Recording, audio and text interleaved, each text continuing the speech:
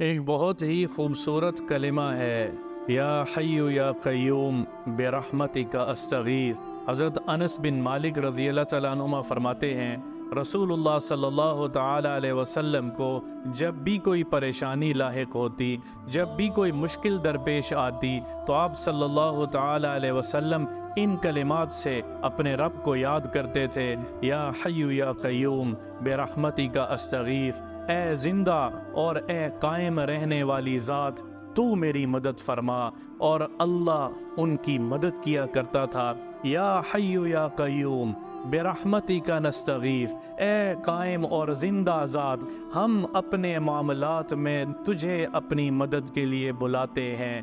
کتنے زبردست کلمات ہیں۔ اپنے تمام مسائل میں اللہ کو لے آؤ، اپنے تمام مسائل میں اللہ کو پکارو، اللہ ہی مسائل کا حل کرنے والا ہے۔